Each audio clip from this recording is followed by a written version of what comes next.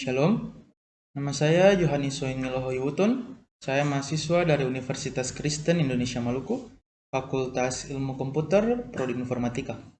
Di sini saya akan membawakan materi mengenai multimedia, pokok pembahasan. Yang pertama pengertian, yang kedua manfaat, yang ketiga sejarah, yang keempat jenis-jenis, yang kelima fungsi, dan yang terakhir komponen dan elemen. Kita masuk pada pokok bahasan yang pertama, yaitu pengertian. Pengertian multimedia. Secara bahasa, multimedia terdiri dari dua kata, yaitu multi dan media. Multi banyak, sedangkan media artinya adalah sesuatu yang digunakan untuk menyampaikan pesan atau perantara. Jadi pengertian multimedia adalah perantara pesan yang terdiri lebih dari satu elemen atau banyak. Dalam definisi lain, multimedia adalah sarana komunikasi yang mengintegrasi teks, grafik, gambar, dan bergerak, animasi studio, dan media lain. Kombinasi elemen tersebut dapat ditampilkan, disimpan, dikirim, dan diproses dengan sebuah perangkat tertentu. Yang kedua, sejarah multimedia.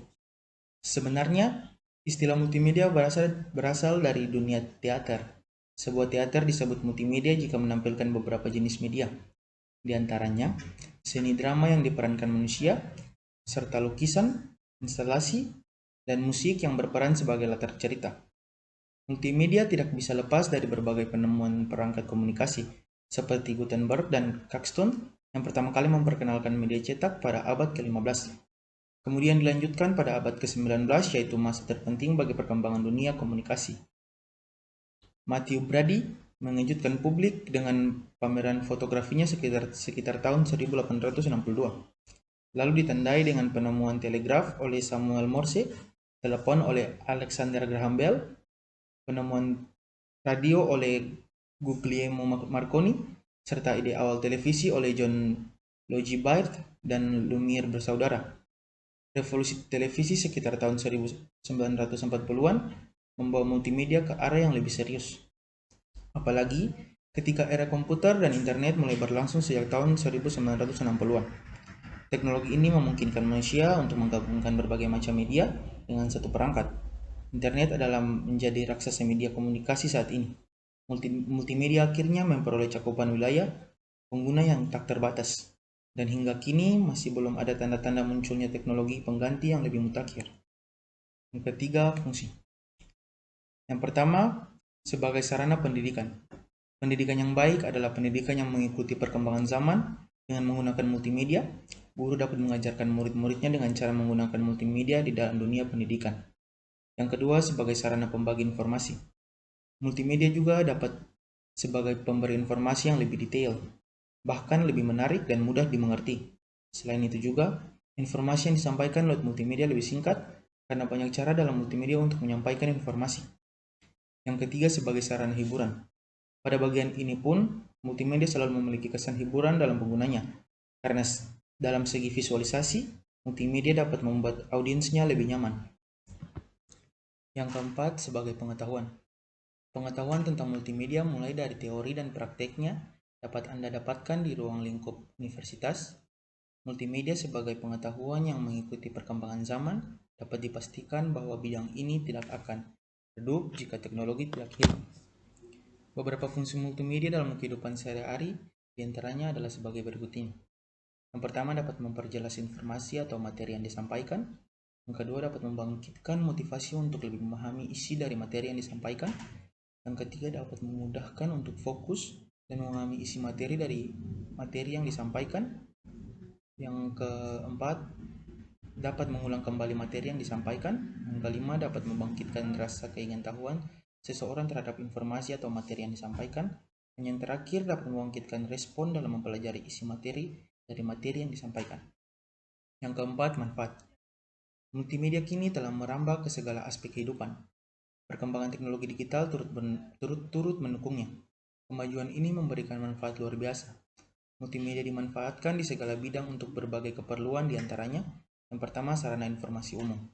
Tersedia perangkat multimedia yang menyebarkan informasi umum tanpa pengunjung harus mendatangi saluran khusus. Yang kedua, media pembelajaran. Multimedia akan menjadi media pembelajaran yang efektif. Dengan sarana multimedia, ilmu dapat disampaikan secara lebih menarik sehingga anak didik mudah mengingatnya. Yang ketiga, memajukan ilmu kesehatan. Yang kita masuk pada pembahasan yang kelima, yaitu jenis-jenis multimedia. Ada banyak klasifikasi pada multimedia, sehingga jenisnya pun menjadi bermacam-macam. Berdasarkan aksennya, multimedia dibagi menjadi dua jenis, yaitu multimedia online dan offline. Perbedaannya hanya terletak pada penggunaannya yang membutuhkan jaringan internet.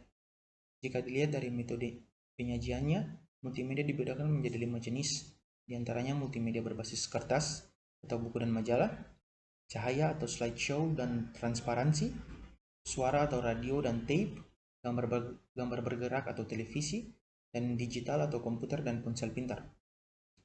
Pengelompokan multimedia menggunakan variabel yang cukup bervariasi. Berdasarkan sifat penggunaannya, komunikasi multimedia dikelompokkan dalam 3 tipe, yaitu multimedia interaktif, hyperaktif, dan linear. Berikut penjelasan masing-masing jenis tersebut. Yang pertama, multimedia interaktif. Adalah jenis multimedia yang memungkinkan pengguna dapat mengontrol komponen-komponen di dalamnya. Tipe ini lebih mengutamakan personalisasi pemakai multimedia sesuai keinginan penggunanya. Berikutnya, multimedia hyperaktif. Merupakan jenis komunikasi multimedia yang memanfaatkan hubungan antara setiap komponen multimedia. Sifatnya juga interaktif, sehingga pengguna dapat memilih asupan informasi sesuai selera melalui tautan yang tersedia. Yang ketiga, multimedia linear. Adalah jenis multimedia yang bersifat tidak interaktif.